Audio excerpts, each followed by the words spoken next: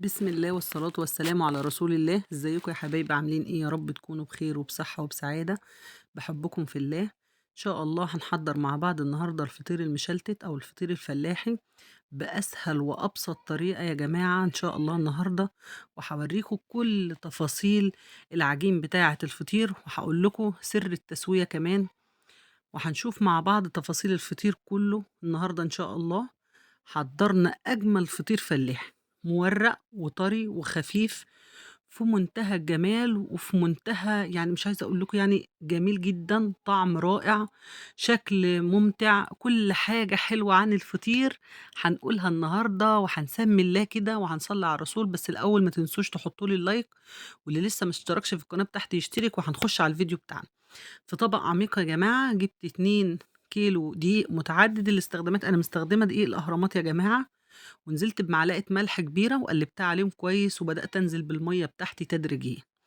طبعا يا جماعة الفطير بيعوز عجن كويس جدا، لازم تعجنيه كويس جدا، والمية بتاعته بنزل بيها تدريجيا علشان أربي عرق للعجينة.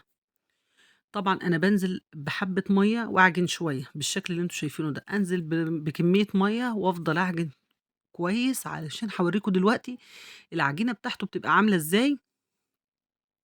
الفطير يا جماعة في فصل الصيف، لو أنتِ بتشوفي الفيديو في فصل الصيف، الفطير بنخلّيه جامد شوية، العجينة بتاعته ما تكونش طرية أوي. لو أنتِ في الشتا ممكن تطرّيها شوية عشان الجو بيبقى برد، لكن لو أنتِ في فصل الصيف يعني ما تطرّيش العجينة بتاعة الفطير أوي. طبعًا أنا زي ما أنتم شايفين كده أنا مستمرة في العجين، كده أنا دوّبت الدقيق كلّه بالمَيّة يا جماعة وبالشكل اللي أنتم شايفينه ده، وبالِدّ العجينة كويس.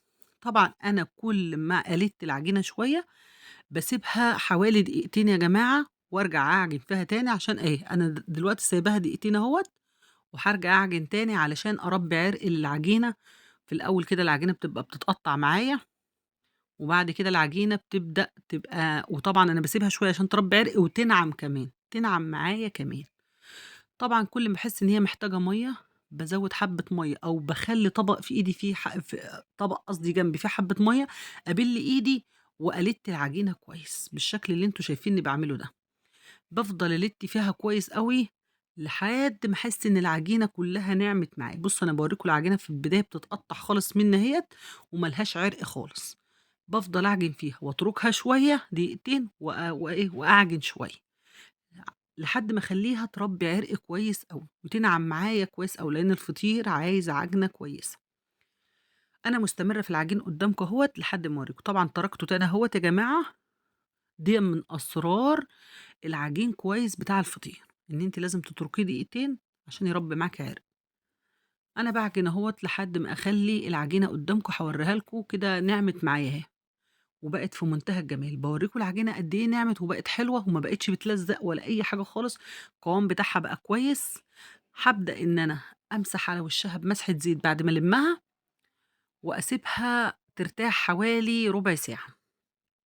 لمّيت العجينة بتاعتي كويس، وهامسح على وشّها مسحة زيت يا جماعة، وأحط عليها كيس بلاستيك، وأتركها حوالي ربع ساعة ترتاح كده إيه، علشان مش عشان بتخمر يا جماعة، الفطير ما بيخمرش، إحنا ما بنحطش خميرة ولا أي حاجة، الفطير عجينته بترتاح بس. طبعًا أنا هاتركه حوالي ربع ساعة، وأبدأ بعد ما تركته الربع ساعة رجعت لكم تاني يا جماعة، هاوريكم العجينة بقت بتمُط إزاي، شايفين جمالها؟ بعد ما ارتاحت العجينة بقت بتمُط وبقت شبه يعني اللبانة كده، زي ما بتمُط اللبانة كده. أنا معايا صينية دهنتها دهنة زيت خفيفة، وهابدأ إن أنا أقطّع العجين بتاعي، هاكوّره لإن أنا باعمل بطريقة، أنا عملت معاكم الفطير يا جماعة بكذا طريقة على القناة، كذا طريقة، دي طريقة من الطرق بتاعتنا. باكوّر طبعًا العجين بتاعي كِوَر صغيّرة كده بالشكل اللي أنتم شايفينه ده. عايزة عندِك ميزان برضه يا جماعة وعايزة توزني الكِوَر دي وتخلّيها كلّها مقاس واحد، ماشي، إيديكِ ميزان وبتعرفي إن أنتِ تخلّي الكِوَر كده قد بعضها، التكويرة بتاعتِك، ماشي برضه تمام. وهنبدأ إن إحنا نكوّر العجينة كلّها بالشكل اللي أنتم شايفينه ده. طبعًا يا جماعة أنا كوّرت العجينة وعملت 3 كِوَر كُبار شوية، هاورّيهم لكم دلوقتي أنا عاملاهم ليه الكُبار دول عن الصغيّرين، 3 كبار عن الصغيّرين اللي معايا. وقطّعت القطع بتاعتي حوالي 31 قطعة. أنا جِبت السمنة بتاعتي أهوّة يا حبايبي، وهابدأ إن أنا أترك العجينة تريّح 10 دقايق كمان، وهابدأ إن أنا أفرد العجين بتاعي وجِبت الصينية بتاعتي وهابدأ أفرد العجين بتاعي. طبعًا أنا بافرد باحُط رشة سمنة كده من اللي أنا باستخدماها على الرخامة بتاعتي، وبابدأ أفرد الفطير بتاعي واحدة بواحدة، واللي هافردها أحطها في الصينية وأعدلها كويس أوي، ولازم أدهن وشّها سمنة يا جماعة، لازم تدهني وشّها سمنة عشان لمّا تيجي تسوّي الفطيرة تبقى مورقة وجميلة. أفرد اللي بعدها بقى، هافضل كده أفرد واحدة وأحطها وأدهن وشّها سمنة، أفرد وأحطها وأدهن وشّها سمنة. أنا مش عايزة أطوّل الفيديو عليكم، بس أنا لازم أورّيكم واحدة للآخر وما أقطعش الفيديو خالص عشان تشوفوا إن أنا عملت فيها إيه. باساوي الأطراف كلّها فوق بعضها، كل ما أحط واحدة أساوي أطرافها فوق بعضها، وأبدأ أفرد اللي بعدها. طبعًا يا جماعة أنا عملتهم حوالي 31 قطعة، أنا تقريبًا كده لإن أنا ما عدّيتش عملت ديّة حوالي 10 قطع أو 11 قطعة الصينية الأولانية. هافضل إن أنا أفرد وأحط فوق بعضه كل كل الطبقات لحد ما ما في ناس بتعملهم 15 قطعة، الفطيرة 15 قطعة، بس أنا باعملها 10 أو 11 يا جماعة، وممكن 12 أنتِ حسب ما تحبي. في ناس بتحب الفطيرة بتاعتها تكون سميكة شوية أو تخينة شوية، يا ده حرية برضه، وده حسب ما أنتِ بتحبي، لكن أنا عملتهم 10 أو 11. وطبعًا لازم أحط دهنة سمنة بين كل طبقة وطبقة أنا باحطها علشان الفطير زي ما أنا قُلت لكم يطلع مورّق ويطلع جميل وما يبقاش عجين ماسك في بعضه بس، لأ يبقى فطير، فلازم نحط بينه بين كل طبقة وطبقة شوية سمنة، بالشكل اللي أنتم شايفينّي باعمله ده. طبعًا هافرد اللي بعدها. طبعًا يا جماعة أنا ما اتكلمتش معاكم على السمنة، السمنة اللي أنا مستخدماها سمنة فلاحي عادية. أنتِ أي نوع سمنة عندِك أنتِ تحبّي إنِّك تستخدميه، استخدميه. أي نوع سمنة بتستخدميه بيطلع في منتهى الجمال. عايزة تحُطّي حبّة زيت على السمنة حُطّي، بس ما تكتّريش لإن الزيت بينشّف الفطير. يعني هتحُطّي حبّة، حُطّي حبّة صغيّرين واستخدمي أي نوع سمنة أنتِ بتحبّيه، سمنة فلاحي، سمنة كريستال، أي سمنة أنتِ حابّاها أو موجودة عندِك يعني استخدميها. طبعًا أنا بادهن أهوّة السمنة قدّامكم، ما زلت مستمرة أهوّة في الفرد، وبادهن كل طبقة بالسمنة يا جماعة زي ما إحنا متفقين. وطبعًا على المكان اللي أنتِ بتفردي عليه لازم تدهنيه برضه علشان خاطر الح ال ال العجين ما يلزقش منِّك. بالشكل اللي أنتم شايفينه ده يا حبايبي، باحط أهوّة السمنة بتاعتي. طبعًا أنتِ لو عاملة كمية من الفطير مش هتولّعي الفرن بتاعِك غير لمّا تخلّصي اللي أنتِ بتعمليه، لكن أنا عشان مش مكتّرة، هم 3 فطيرات اللي أنا عاملاهم بابدأ بعد الفطيرة الأولانية أولّع الفرن يسخن يا جماعة، لإن أنا قايلة لكم قبل كده برضه في كل فيديوهات الفطير، إن الفطير لازم يدخل على نار سخنة، على فرن سخن، لازم الفرن يكون سخن جدًا، ما يكونش الفرن متوسط الحرارة، لازم يكون أعلى من المتوسط شوية، ولا يكون الفرن بارد، ولا لسه مولّعة الفرن وتروحي مدخّلة الفطيرة، ما ده اللي بيخلّي الفطير ينشف منِّك، لازم إن أنتِ تدخّليه على فرن سخن عشان يبقى طري معاكِ ويبقى مورّق ويبقى حلو. طبعًا أنا قرّبت أخلّص طبعًا الفطيرة الأولانية أهوّة يا حبايبي، هابدأ أورّيكم آخر تَكّة في الفطيرة بس اللي أنا هاعملها علشان تشوفوا أنا عملتها إزاي. طبعًا أنا كنت مكوّرة يا جماعة 3 كِوَر كبار وأنا قايلة لكم هاورّيهم لكم دلوقتي أنا هاعمل بيهم إيه، غير الكِوَر الصغيّرة اللي إحنا بنفردها دي. طبعًا يا جماعة أنا باخلّي الكِوَر الكبيرة ديّة لآخر الفطيرة وبافردها وبالِم الفطيرة كلّها في قلبها.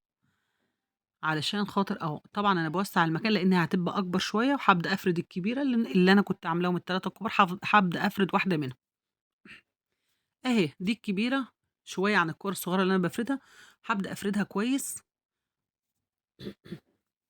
عشان ألِم فيها الفطيرة بتاعتي اللي أنا جمّعتها على بعضها طبقات كلّها دي. طبعًا يا جماعة أنا باعمل ليه الفطير ده معاكم، وبتعمليه على الرخامة وبمنتهى السهولة، علشان أنا كنت باعمله على صينية كبيرة، وممكن أعمله على طبلية كبيرة. ففي ناس بتقول إن هم ما عندهمش الإمكانيات إن هم يعملوها على الصواني الكبيرة اللي إحنا بنعمل عليها، طبعًا أنا باشيل العجينة أهوّة يا حبايبي وأحطه في قلب الكبيرة، وهابدأ ألِم الكبيرة كلّها بعد ما أدهنها برضه دهنة سمنة ورشة سمنة كده، أبدأ ألِم كل الفطيرة على بعضها، باجيب الطرف ده وبعدين أجيب الطرف ده عليه، وبعدين هاتني الطرفين اللي فاضلين عليهم، وأروح شايلاها في إيدي يا جماعة وأروح حاطاها في الصينية. وهارجع لكلامنا تاني برضه يا جماعة، اللهم صل وسلم وبارك على سيدنا محمد. في ناس ما عندهاش إمكانية الصواني الكبيرة أوي اللي كنا بنفرد عليها، فأنا باعمل لهم على الرخامة. طبعًا أنا لميتها وشِلتها وهابدأ في التانية. ما عندهمش الإمكانية يا جماعة، فأنا إيه، جِبت لهم على الرخامة علشان تعمليه بمنتهى السهولة وبمنتهى البساطة، وأنا عاملة فطير كبير كمان يا جماعة. الفطير اللي أنا عاملاه النهارده يعني أنا معديّة ال2 كيلو دقيق شوية كمان، فالصينية دي بتاخد حوالي كيلو إلا ربع من الدقيق، يعني بتاخد الفطيرة بتبقى حوالي كيلو إلا ربع. الصينيتين أنا عاملاهم حوالي كيلو ونُص، والصينية الصغيرة حاطة فيها حوالي نُص كيلو، فطيرة نُص كيلو. في ناس بتسأل بتقول لي يعني الفطيرة الكيلو دي بيعمل كام فطيرة؟ بيعمل فطيرتين متوسطين. طبعًا أنا خلّصت اختصرت الفطيرة التانية وبرضه فردت لها الكبيرة وهادهنها دهنة سمنة، وهابدأ ألمّها برضه بالشكل اللي أنتم شايفينه. طبعًا أنا ولّعت الفرن يا جماعة عشان اتفقت معاكم أخش على فرن سخن. طبعًا نرجع بقى نقول إن كيلو دقيق بيعمل فطيرتين متوسطين، وممكن يا جماعة صينية كبيرة أعمل فيها كيلو دقيق فطيرة واحدة، أعملها فطيرة واحدة. طبعًا بالمّها بالشكل اللي أنتم شايفينه ده، وهاتركهم برضه يريّحوا 10 دقايق، وبعد أمّا يريّحوا 10 دقايق أبدأ أفردهم في الصواني بتاعتي بالشكل اللي أنتم شايفينه ده يا جماعة. أبدأ أفرد الفطيرة كويس لحد ما أفردها في الصينية كويس خالص، وطبعًا بتسيبيها ترتاح عشان تتفرد معاكِ بمنتهى السهولة. لو أنتِ ما ريحتيش العجينة في كل مرحلة من مراحل العجين بتاعة الفطير، يعني أنتِ عجنتيه وبتسيبيه يرتاح، قرّصتيه وبتسيبيه يرتاح، فردتيه وتسيبيه برضه في الصينية يرتاح علشان تعرفي تفرديه في الصينية تاني وتدخّليه الفرن. كل مراحله بتسيبيه حوالي 10 دقايق. خلّصت وهادهن وشه دهنة سمنة خفيفة كده يا جماعة، بالشكل اللي أنتم شايفينّي باعمله ده، وهابدأ إن أنا أسمّي الله وأدخّل الصينية في الفرن، وهاورّيكم التسوية دلوقتي. طبعًا إحنا قُلنا أول حاجة في تسوية الفطير إن لازم الفرن يكون سخن، والفرن يكون عالي يا جماعة، ما يكونش واطي، يعني أعلى من متوسط الحرارة شوية. أنا حتى كنت بادخّل إيدي أقلّب الصينية باوطّي العين شوية عشان أعرف أقلّب، علشان خاطر إيه، دي أول واحدة أنا طلّعتها حبايبي ودخّلت اللي بعدها بالشكل اللي أنتم شايفينه ده. كده أنا خلّصت الفطير بتاعي وطلع في منتهى الجمال اللي أنتم شايفينه ده، وفي منتهى الروعة. وهاقطع لكم حتّة كمان أو قطعة كمان من الفطيرة عشان أورّيكم التوريقة بتاعة الفطير من جوّه شكلها إيه يا حبايبي. هتشوفوا توريقة الفطير بتاعنا دلوقتي،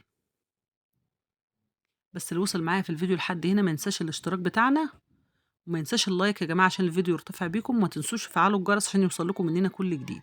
باورّيكم التوريقة بتاعة الفطيرة أهيّة قد إيه جميل وقد إيه روعة، وطعمه في منتهى الجمال، و و و وخفيف وهش، وكل حاجة حلوة النهارده كانت في الفطير.